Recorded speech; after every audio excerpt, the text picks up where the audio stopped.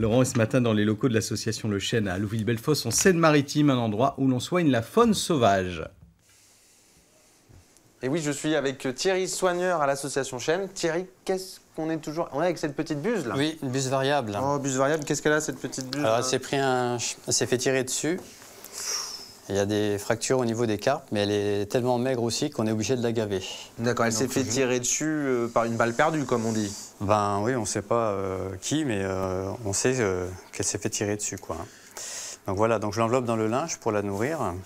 Et donc là, moi, je suis dans la peau d'un bénévole et tu m'apprendrais à faire ça, voilà, si je venais. Voilà, c'est tout à fait ça. Donc je l'ai enveloppé dans ce linge. Ensuite, je prends son bec, je tire bien sur la tête, je garde ouvert et avec la pince, comme ça, je peux mettre des petits morceaux de poussin coupés. Ah, parce que sinon, elle ne peut pas se nourrir toute seule. Voilà, et comme elle est tellement faible, voilà, je la laisse déglutir un petit peu. Combien de temps à peu près on sait si elle va pouvoir s'en sortir? Bah après, on la pèse tous les jours et après, on voit, elle commence à se redresser un peu sur ses pattes. Et puis, une fois sur ses pattes, elle pourra manger toute seule, quoi. Ok, et l'aile, elle va se réparer? Bah, l'aile, là, c'est en cours de recalcification aussi, puisqu'on a fait un bandage, justement. Et puis, bah, après, il faut attendre quoi, le temps de la recalcification osseuse, quoi. Comment tu... Alors, je vais te laisser un peu faire, tu peux parler en même temps. Comment est-ce que tu connais... Comment est-ce qu'on acquiert ce savoir quand on est un soigneur? Parce qu'on sait soigner les chiens, les chats, ce genre de choses, mais là, ce sont des animaux... Les animaux sauvages, c'est dans les centres de sauvegarde uniquement.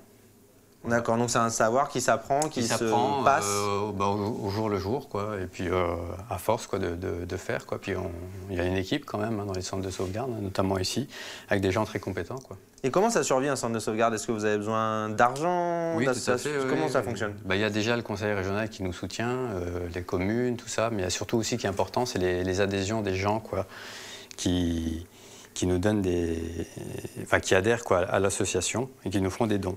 Ah, il y a des dons, on peut faire des dons? Aussi, oui, tout à fait. D'accord, on n'est pas obligé d'être bénévole, on peut faire des dons.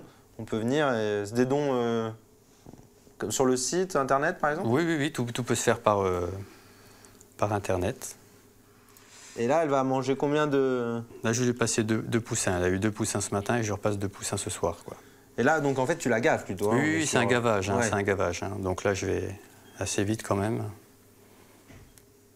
Ah oui, c'est obligé, il faut que ça soit rapide? Oui, c'est pour limiter le stress de l'animal aussi, quoi.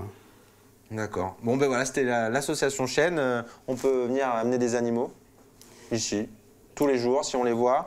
On peut venir pour les soigner, des animaux sauvages uniquement, hein, pas votre animal de compagnie. C'est que de la faune sauvage uniquement, ouais. Tous les animaux qui n'appartiennent à personne, quoi. Qui n'appartiennent à personne, voilà. Et on se dit à une prochaine fois et on va rester...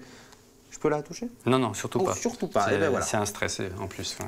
Eh bien écoute, je ne la touche pas. Voilà. Et on se retrouve la prochaine fois.